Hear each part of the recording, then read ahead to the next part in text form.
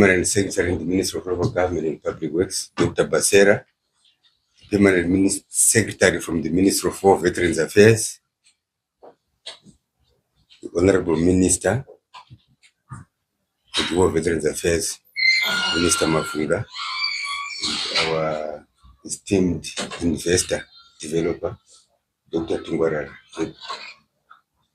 Ladies and gentlemen, good afternoon to you all. I'm not going to be reading any speech like he indicated by the PS, but just to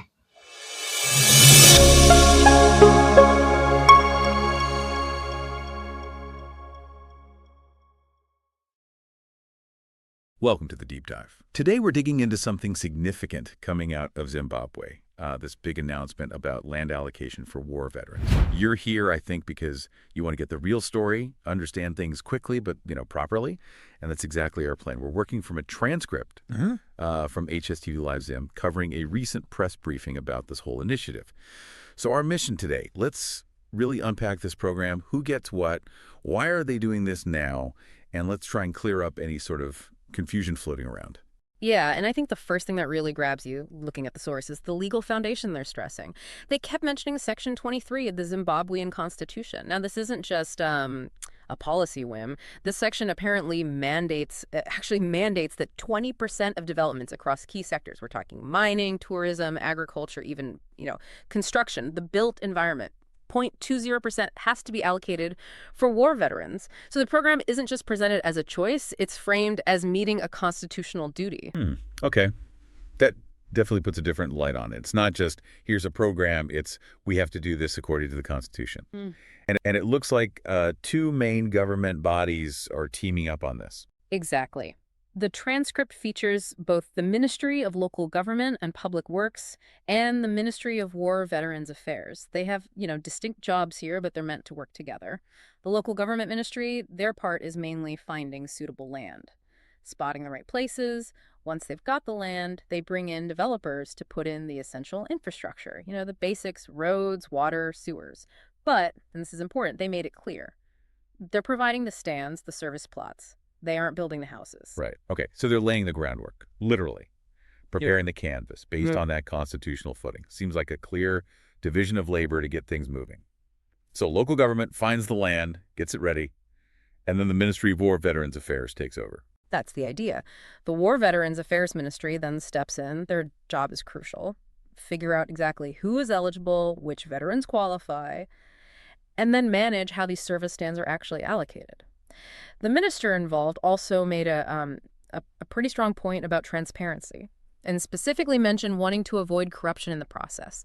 Given the history with land issues there, that emphasis on clean allocation is definitely something to watch. Yeah. Transparency and anti-corruption always key in these situations. Now, you mentioned developers.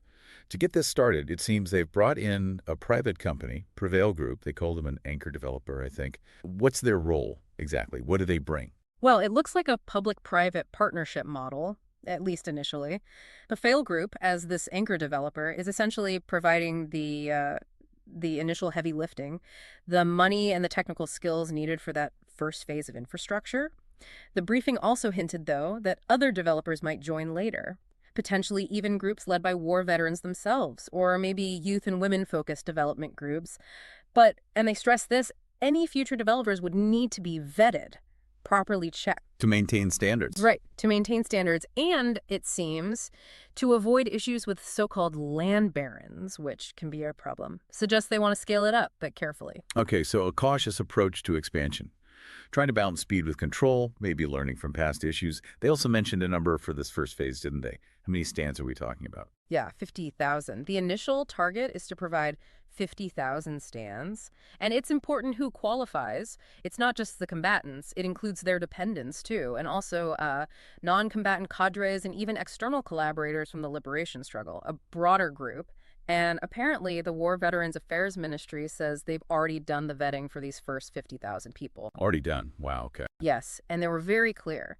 This is just phase one. The ambition is much bigger. They talked about rolling it out nationwide eventually. Cities, towns, district councils, everywhere. That's a huge scale. 50,000 is already a lot, but nationwide. Now, something else you picked up on, they directly addressed a misunderstanding, something the media got wrong. Yes, and it's a really key clarification, highlights how important clear communication is.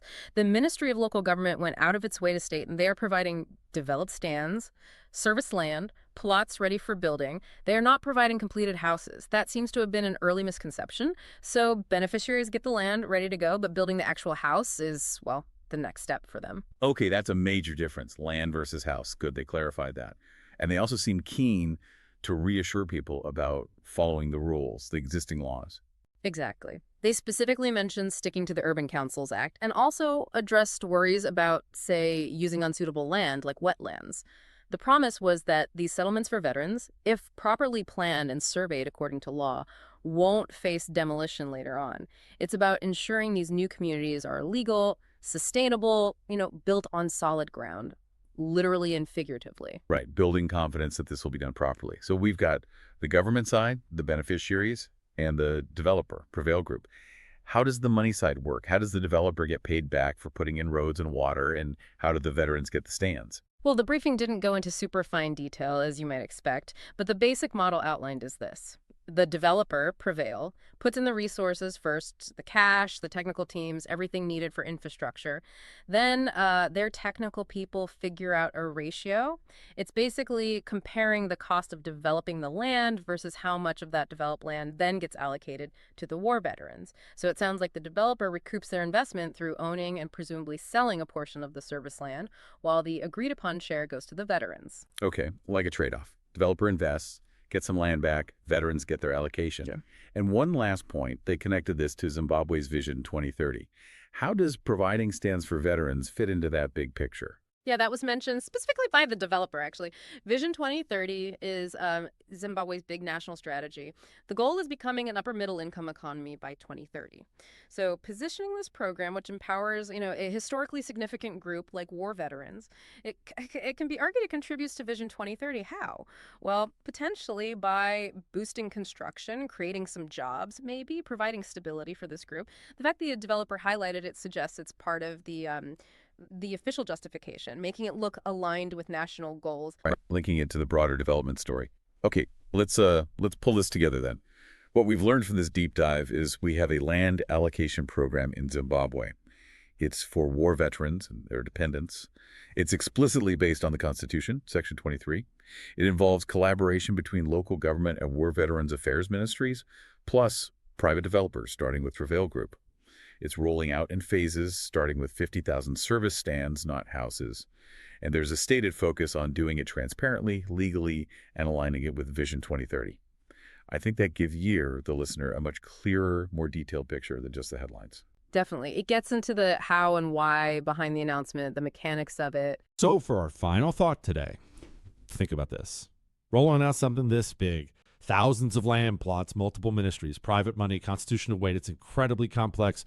What are the potential ripple effects down the line? Not just for the veterans getting the land, but for Zimbabwean society as a whole. What questions does this raise for you about land, about development, about fairness, about social equity in Zimbabwe's future? Something to chew on.